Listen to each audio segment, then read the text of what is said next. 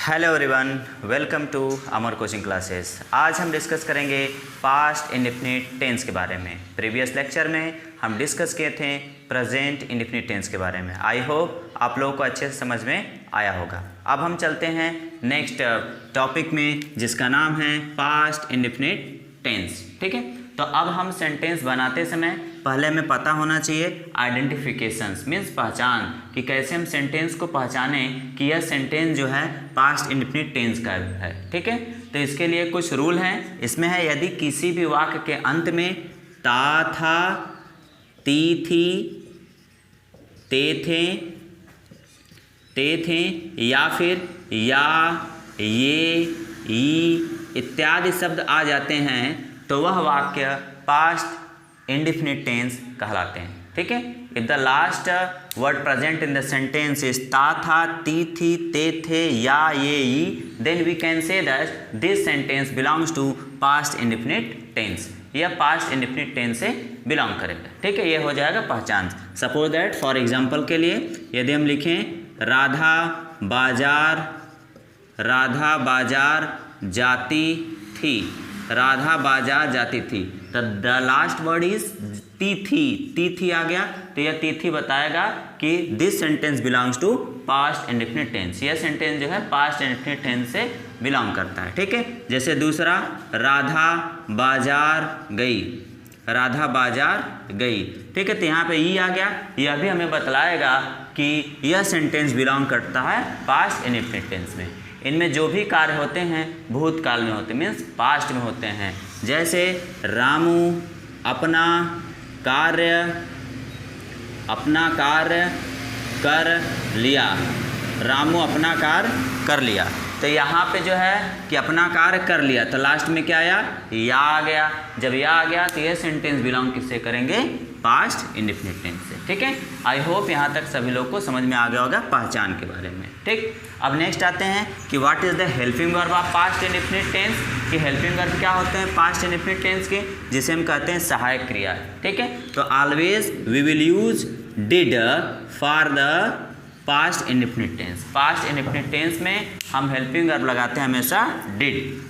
यदि सिंगुलर रहे तब पर भी हम डिड का ही प्रयोग करते हैं, यदि प्लूरल सब्जेक्ट रहे तब पर भी हम डिड का ही इस्तेमाल करते हैं। ठीक है, बट जो है हम सेंटेंस में कब डिड लगाएंगे कब डिड नहीं लगाएंगे, इसके लिए हम नेक्स्ट रूल अप्लाई करेंगे, तो इसमें हम सीखेंगे। ठीक है, मेन वर्ब क्या रहेगा, ऑलवेज जो रहेगा फर्स्ट फॉर्म रहेगा, ऑलवेज फर्स्ट फॉर्म, लेकिन ध्यान देना रहता है, इसमें भी कंडीशन है। ठीक है, ऑलवेज फर्स्ट फॉर्म, हमेशा प्रथम रूप ही रहेगा मेन वर्ब का। लेकिन यदि सिंपल सेंटेंस रहेंगे, यदि सिंपल सेंटेंस मीन्स साधारण वाक्य रहेंगे, तो इसमें मेन वर्ब का सेकेंड फॉर्म यूज होगा।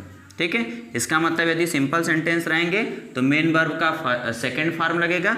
बाकी यदि निगेटिव सेंटेंस हो जाते हैं, ठीक है, निगेटिव या फिर इंट्रोगेटिव हो जाते हैं, तो इन सभी सेंटेंसों के साथ जो है हम यूज करेंगे मेन वर्ब का फर्स्ट फॉर्म यूज करेंगे। ठीक है, मेन वर्ब का फर्स्ट फॉर्म यूज करते हैं। ठीक, यहाँ तक सभी लोगों को समझ में आ गया होगा। ठीक है, तो पहचान क्या रहेगा, वाक्य के अंत में ता, था, ती, थी, ते थे, या, ये, ई इत्यादि शब्द आएंगे तो हम कहेंगे यह सेंटेंस जो है पास्ट इंडेफिनिट टेंस के हैं। जैसे राधा बाजार जाती थी, राधा बाजार गई, तो ती थी आया पास्ट इंडेफिनिट, ई आया पास्ट इंडेफिनिट, कर लिया या आया पास्ट इंडेफिनिट। ठीक है, राजू घर जाता था, वह लिखती थी, वह सोती थी, वह आम खाता था, तो सभी में ता, था, ती, थी, ते थे इत्यादि शब्द आएंगे तो हम कहेंगे यह सेंटेंस जो है पास्ट इंडेफिनिट टेंस का कहलाएगा। इसकी सहायक क्रिया डिड होती है, चाहे सब्जेक्ट सिंगुलर एक वचन हो या फिर प्लूरल बहुवचन हो, हमेशा हम हेल्पिंग वर्ब के रूप में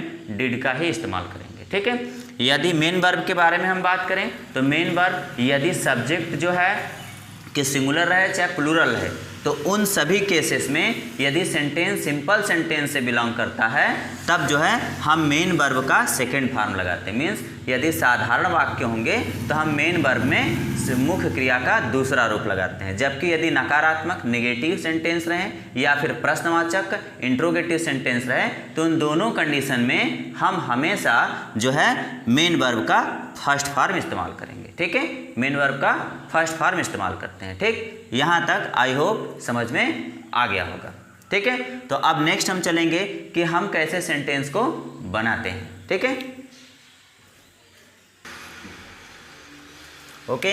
अब हम सेंटेंस में देखेंगे कि सेंटेंस को हम कैसे बनाएं। तो सेंटेंस को बनाने के नियम के बारे में देखेंगे। ठीक है, तो इसमें रूल नंबर फर्स्ट जो है हमारा यह रहता है कि यदि सेंटेंस बिलोंग करते हैं, यदि सिंपल सेंटेंस में, यदि सिंपल सेंटेंस से बिलोंग करेंगे तो हम सहायक क्रिया डिड का इस्तेमाल नहीं करेंगे। When the sentence belongs to simple sentence then we can not use helping verb did. Did का इस्तेमाल हम नहीं करेंगे। Always use MV second form, means main verb का हमें दूसरा रूप प्रयोग करना पड़ेगा। यदि वाक्य बिलोंग करते हैं सिंपल सेंटेंस से तो हमें सहायक क्रिया डिड का इस्तेमाल नहीं करना है, हमें मुख्य क्रिया का दूसरा रूप इस्तेमाल करना रहेगा। ठीक है, जैसे एग्जाम्पल के रूप में यदि हम आ जाते हैं कि राधा खाना बनाती थी, राधा खाना बनाती थी, तो इसे हम बनाने के लिए सर्वप्रथम क्या लिखेंगे, राधा।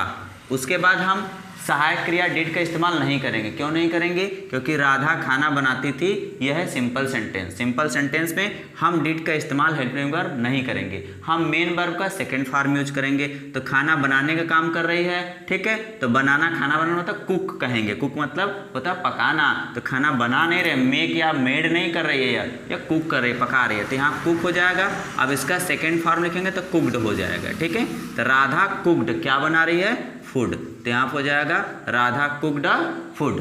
जैसे वह जाता था, ठीक है, वह जाता था, तो अब यहाँ पर ता था आया, तो यह पास्ट इंडेफिनिट का सेंटेंस हो गया। अब इसे हम बनाएंगे तो वह क्या हो जाएगा, ही।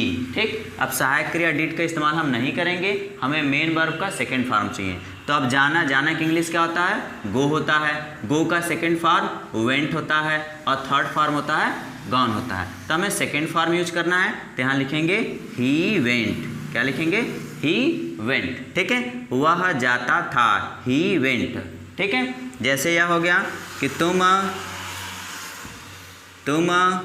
अपना कार्य कर लिए, तुम अपना कार्य कर लिए। अब इसे में बना रहेगा कि तुम का इंग्लिश हो जाएगा यू, उसके बाद सहायक क्रिया डिड का इस्तेमाल हमें नहीं करना है, हमें चाहिए मेन वर्ब, ऊपर जाना रहेगा मेन वर्ब। तो मेन वर्ब का जब हम इस्तेमाल करेंगे, ठीक है, तो यहाँ पर क्या हो जाएगा, करना क्या है, तो डू, डू का सेकंड फॉर्म हो जाएगा डिड। ठीक है, तो ध्यान देना, डू होता है, डिड होता है, और यहाँ पर डन होता है। तो डू डिड यहाँ पे डन हो जाएगा। ठीक है, डू डिड और डन हो जाएगा यहाँ पे। तो हमें यह डिड सेकंड फॉर्म है, ध्यान देना, यह डिड मैं लिखा हूँ मेन वर्ब का सेकंड फॉर्म है, ये हेल्पिंग वर्ब डिड नहीं है। ठीक है, तो यह हो जाएगा यू डिड क्या, अपना कार, तो अपना के लिए, यू के लिए पॉजिटिव केस में क्या हो जाएगा, योर, कार्य का हो जाएगा वर्क, तो हो जाएगा यू डिड योर वर्क। ठीक, समझ में आया बात नहीं यहाँ तक सिंपल सेंटेंस में, कि सिंपल सेंटेंस हमारा रूल नंबर फर्स्ट में क्या है कि हमें हेल्पिंग वर्ब डिड का इस्तेमाल नहीं करना है, हमें मेन वर्ब का सेकंड फॉर्म यूज करना है। ठीक ठीक, अब नेक्स्ट हम रूल नंबर सेकंड देखेंगे। ठीक है, सिंपल सेंटेंस जब रहेंगे तो हम कैसे बनाएंगे, जैसे रमा बाजार जाती थी, रमा बाजार जाती थी, तो अब पहला हो जाएगा रमा, उसके बाद हम सहायक क्रिया इस्तेमाल करेंगे नहीं डिड का, हमें मेन वर्ब का चाहिए सेकंड फॉर्म। अब जाने के इंग्लिश होता है गो, गो का सेकंड फॉर्म होता है वेंट, तो यहाँ हो जाएगा वेंट। रमा वेंट कहाँ जाती है, बाजार को, तो Rama went to the market, Rama went to the market. ठीक, समझ में आ गई बात ना। इस प्रकार से हम सिंपल सेंटेंस को बना लेंगे। ठीक, अब रूल नंबर सेकेंड हमारे पास क्या है, रूल नंबर सेकेंड कि यदि निगेटिव सेंटेंस रहेंगे, निगेटिव मतलब नकारात्मक, या फिर जो रहेंगे इंट्रोगेटिव सेंटेंस यदि रहेंगे, इंट्रोगेटिव सेंटेंस जिसे हम कहेंगे प्रश्नवाचक वाक्य, तो इसमें हम सहायक क्रिया डिड का इस्तेमाल करेंगे, सहायक क्रिया डिड का इस्तेमाल हम करेंगे। उसके बाद मेन वर्ब का हम हमेशा फर्स्ट फॉर्म यूज करेंगे। मेन वर्ब का कौन सा फॉर्म यूज करेंगे, फर्स्ट फॉर्म यूज करेंगे। यदि फिर से रूल नंबर सेकंड समझ जाएंगे कि रूल नंबर सेकंड हमारे पास क्या है कि यदि जो है कि नेगेटिव सेंटेंस या फिर इंट्रोगेटिव सेंटेंस रहेंगे तो हम सहायक क्रिया डिड का इस्तेमाल करेंगे और मेन वर्ब का फर्स्ट फॉर्म लगाएंगे, सेकंड फॉर्म का इस्तेमाल हम नहीं करेंगे। ठीक, अब क्वेश्चन आता है कि हम डिड सिंगुलर और प्लूरल दोनों के लिए यूज करेंगे, तो उत्तर है हाँ, दोनों के लिए यूज करेंगे। ठीक है, क्योंकि एक ही सहायक क्रिया डिड है, तो चाहे सब्जेक्ट सिंगुलर एक वचन हो, चाहे सब्जेक्ट प्लूरल बहुवचन हो, उन दोनों कंडीशन में हम सहायक क्रिया डिड का ही इस्तेमाल करेंगे। जैसे यहाँ पर आ जाए कि रमा बाजार नहीं गई, रमा बाजार नहीं गई। अब हमें इसे बनाना रहेगा, तो अब नहीं आ गया तो निगेटिव सेंटेंस हो गया। अब जब निगेटिव सेंटेंस हो जाएगा तो यहाँ पर हम लिखेंगे रमा, अब सहायक क्रिया लिखेंगे डिड, और नहीं के लिए लिखेंगे हम नॉट लिखेंगे, तो रमा डिड नॉट। फिर अब मेन वर्ब का फर्स्ट फॉर्म, तो जाना का हो जाएगा गो। ठीक है, go to the market, go to the market, और यहाँ पे full stop. Rama did not go to the market. ठीक, जैसे यहाँ पर हो जाएगा कि वह घर नहीं जाता था, वह घर नहीं जाता था, तो वह के इंग्लिश हो जाएगा ही। अब नहीं आ गया है तो सहायक क्रिया हम डिड का इस्तेमाल करेंगे, तो यहाँ पर हो जाएगा डिड, ही डिड। नहीं के लिए लग जाएगा नॉट। उसके बाद मेन वर्ब का फर्स्ट फॉर्म, अब जाने के इंग्लिश होता है गो, तो यहाँ पर हो जाएगा गो टू, अब क्या हो जाएगा to the house, to the हो जाएगा house. He did not go to the house. ठीक, तो इससे हमें सीख क्या मिला रूल नंबर फर्स्ट में कि यदि सेंटेंस बिलोंग करेंगे सिंपल सेंटेंस में तो हमें सहायक क्रिया डिड का इस्तेमाल नहीं करना है, और मेन वर्ब का में दूसरा रूप लिखना है, सेकंड फॉर्म। जैसे रमा बाजार जाती थी, तो रमा अब गो का second form went to the market हो जाएगा। ठीक है, दूसरा, यदि हमें सेंटेंस में निगेटिव और इंट्रोगेटिव सेंटेंस यदि मिल जाए तो हमें उसे बनाते समय सहायक क्रिया डिड का इस्तेमाल हम करेंगे, तथा मेन वर्ब का अब हम फर्स्ट फॉर्म यूज करेंगे, सेकंड फॉर्म यूज हम नहीं करेंगे। ठीक है, जैसे रमा बाजार नहीं गई, तो रमा के लिए सहायक क्रिया डिड, नहीं के लिए नॉट, अब जाने का गो फर्स्ट फॉर्म है, go to the market, Rama did not go to the market. और दूसरा है वह घर नहीं जाता था, तो वह का इंग्लिश हो जाएगा ही, उसके बाद डिड नॉट हो जाएगा, हेल्पिंग वर्ब डिड हो जाएगा, नहीं के लिए नॉट, अब जाने का गो टू द हाउस, तो he did not go to the house. ठीक, यहाँ तक समझ में आ गया सभी लोग को? चलो यहाँ तक नोट कर लो।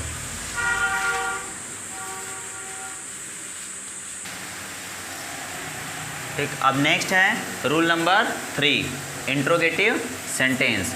इंट्रोगेटिव सेंटेंस हम किस प्रकार बनाएंगे?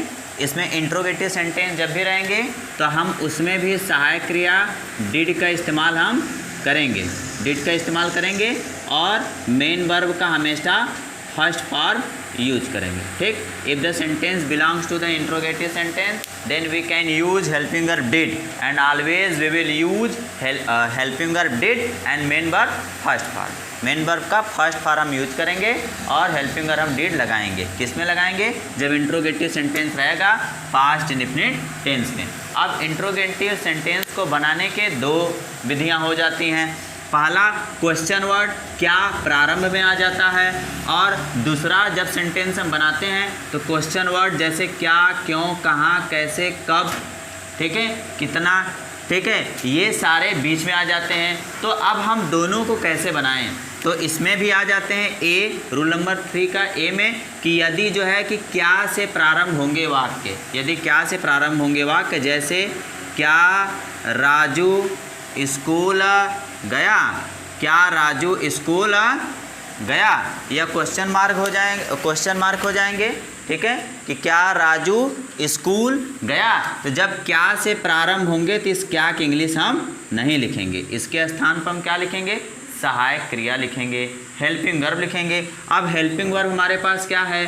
डिड है, तो यहाँ पर लिखेंगे हम डिड लिखेंगे। उसके बाद सब्जेक्ट मतलब कर्ता जो कार्य कर रहा है, तो कौन है? राजू। फिर लिख देंगे राजू की स्पेलिंग राजू। अब मेन वर्ब क्या है? जाने का काम हो रहा है, तो जाने को जाएगा गो। कहाँ जा रहा है? स्कूल, तो गो टू द स्कूल। ठीक, और यहाँ पर हम क्वेश्चन मार्क लगा देंगे। तो जब क्या से प्रारंभ होगा वाक्य तो हम क्या की इंग्लिश हम नहीं लिखेंगे, इसके जगह पर हम लिखेंगे सहायक क्रिया, उसके बाद सब्जेक्ट लिख देंगे, उसके बाद मेन वर्ब का फर्स्ट फॉर्म, उसके बाद बाकी ऑब्जेक्ट और अदर लिख देंगे। तो हो जाएगा did Raju go to the school. दूसरा यहाँ पर लिख दिए कि क्या तुम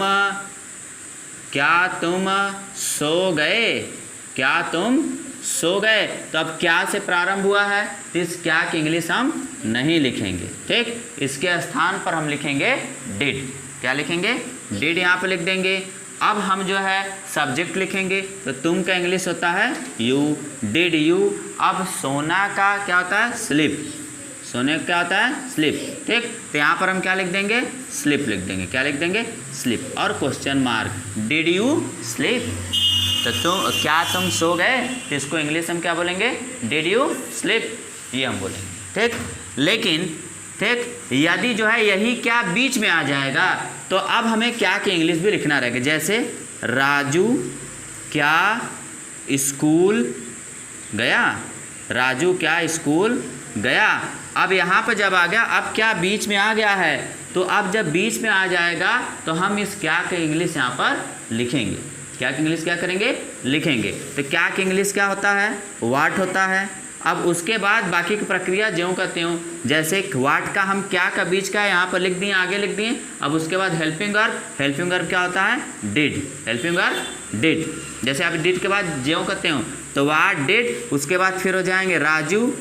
ठीक, उसके बाद मेन वर्ब जाने को हो रहा है तो गो, कहाँ जा रहे हैं? विद्यालय। तो यहाँ हो जाएगा go to the school, go to the school, और यहाँ पे प्रश्नवाचक चिन्ह हो जाएगा। ठीक है, क्वेश्चन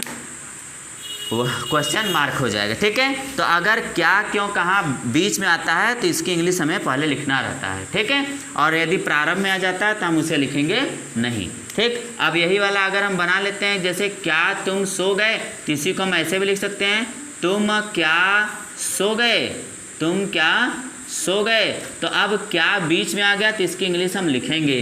अब क्या की इंग्लिश क्या हो जाएगा? वाट। उसके बाद हम सहायक क्रिया लिखेंगे डिड, फिर तुम का इंग्लिश क्या लिखेंगे? यू। अब सोने क्या लिखेंगे? स्लिप। ठीक है, यहाँ क्वेश्चन मार्क हो जाएगा। तो तुम क्या सो गए तो हो जाएगा what did you slip, what did you slip. ठीक है, और सेंटेंस जान जाते हैं, जैसे कि गरिमा कहाँ गई, गरिमा कहाँ गई। अब गरिमा कहाँ गई, तो जब कहाँ आ गया तो इसकी हम इंग्लिश लिखेंगे, कहाँ का हो जाएगा? वेयर, क्योंकि जो है कि बीच में आ गया है क्वेश्चन वर्ड। ठीक है, तो वेयर। अब हेल्पिंग वर्ब लिखेंगे डिड, वेयर डिड। अब उसके बाद जो है गरिमा। ठीक है, गरिमा। अब जाने की इंग्लिश क्या हो जाएगा? गो, और क्वेश्चन मार्क। तो यहाँ पर हो जाएगा where did Garima go, where did Garima go. ठीक, तो अब क्वेश्चन वर्ड रहेंगे। If the sentence belong to interrogative sentence then we can use helping verb did and the main verb first form. When the question word start of the sentence then we can not write question word, we can write helping verb. But when the question words belongs to the, present in the mid of the sentence, suppose that तुम क्या सो गए, then we can write question word here. Then after that we can write helping verb and subject and main verb first part. अगर बीच में आ जाएगा तो उसकी English हम लिखेंगे, यदि प्रारंभ में रहेगा तो उसकी इंग्लिश हम नहीं लिखेंगे। समझ में आ गया यहाँ तक?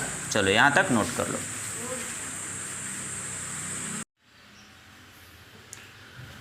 ओके, अब हम देखेंगे प्रैक्टिस सेशंस के बारे में। हम रूल के बारे में डिस्कशंस कर चुके हैं, अब कुछ प्रैक्टिस कर लेते हैं। ठीक है, तो अब आते हैं फर्स्ट सेंटेंस है, सुरेश खाना खाता था। सुरेश खाना खाता था, तो था आया तो यह हो जाएंगे पास्ट इंडेफिनिट टेंस। ठीक है, ये मिल जाएंगे क्या? Past indefinite tense. ठीक, अब हमें बनाने के नियम में क्या पढ़े हैं कि यदि सिंपल सेंटेंस रहता है तो सहायक क्रिया डिड का इस्तेमाल नहीं करते हैं, तो हम क्या लिखेंगे? सुरेश। ठीक है, सहायक क्रिया डिड नहीं लिखेंगे। अब खाना, खाने क्या होता है? ईट। ईट का सेकेंड फॉर्म में लिखना है एट। ठीक है, ईट एट, इटेन होता है तो सेकेंड फॉर्म एट हो जाएगा। क्या खा रहे हैं? फूड। तो सुरेश एट, ठीक है, एट द फूड, तो यहाँ पर हो जाएगा Suresh at the food, Suresh खाना खाता था, ठीक है। फिर सेकेंड आते हैं, हम रोते नहीं थे, तो निगेटिव सेंटेंस आ गया। निगेटिव सेंटेंस का हम रूल पढ़े हैं, यदि निगेटिव सेंटेंस रहेगा तो हमें हेल्पिंग वर्ब डिड का इस्तेमाल करना रहेगा और मेन वर्ब का फर्स्ट फॉर्म, ठीक है। तो यहाँ पर वी हो जाएगा हम का, उसके बाद हेल्पिंग वर्ब लगेगा डिड, नहीं के लिए हम लिखेंगे नॉट, और रोने की इंग्लिश हो जाएगा विप हो जाएगा, ठीक है। वी डिड नॉट विप हो जाएगा, ठीक है, तो हो जाएगा वी डिड नॉट विप, ठीक। नेक्स्ट, जब क्या से स्टार्ट होगा इंट्रोगेटिव सेंटेंस में, तो हम पढ़ चुके हैं कि जब क्या से स्टार्ट होगा तो क्या की इंग्लिश नहीं लिखेंगे, हम यहाँ पर सहायक क्रिया से स्टार्ट करेंगे। तुम एक पत्र लिख लिए, ये पास्ट इंडेफिनिट का आ गया, क्योंकि ये आ गया, ये पास्ट इंडेफिनिट आ गया, तो हम सहायक क्रिया क्या लिखेंगे यहाँ पर, डिड। उसके बाद हम सब्जेक्ट लिखेंगे, तुम का इंग्लिश होता है यू, डिड यू। उसके बाद मेन वर्ब का फर्स्ट फॉर्म, लिखना, लिखना का होता है राइट, यहाँ पर लिख देंगे राइट, ठीक। तो डिड यू राइट, क्या लिख रहे हैं, अ लेटर, एक पत्र, तो यहाँ हो जाएगा अ लेटर, ठीक है, और यहाँ पर क्वेश्चन मार्क हो जाएंगे। तो did you write a letter, क्या तुम एक पत्र लिख लिए, तो did you write a letter, ठीक। ये हो गया थर्ड। अब फोर्थ को बनाते हैं कि जब इंट्रोगेटिव वर्ड जो हैं कि क्वेश्चन वर्ड अब बीच में आ गए हैं, जब बीच में आ गए हैं तो इसका इंग्लिश हम पहले लिखेंगे, ठीक। इसका इंग्लिश हम कहाँ लिखेंगे, पहले लिखेंगे। जैसे कैसे की इंग्लिश क्या हमारे पास हो जाएगा, हाउ, कैसे का हाउ लिख दिए। फिर हेल्पिंग वर्ब हम लिखेंगे, हेल्पिंग वर्ब डिड हो जाएगा। फिर हम वह का इंग्लिश लिख देंगे ही, अब सोने के इंग्लिश क्या लिख देंगे, स्लीप, ठीक है, यह हो जाएगा क्वेश्चन मार्क। तो हाउ डिड ही स्लीप, ठीक, वह कैसे सो गया, तो कैसे का हो गया हाउ, फिर हेल्पिंग वर्ब हो गया डिड, वह का इंग्लिश ही, और सोने का इंग्लिश हो गया स्लीप, ठीक। आई होप यहाँ तक सभी लोगों को समझ में आया होगा। आने प्रैक्टिस आप करेंगे ताकि आपको समझ में आ जाए, ठीक है। तो आज के टॉपिक में हम क्या डिस्कशन किए हैं, पास्ट इंडेफिनिट टेंस के बारे में कि what is past indefinite tense and the identification of past indefinite tense.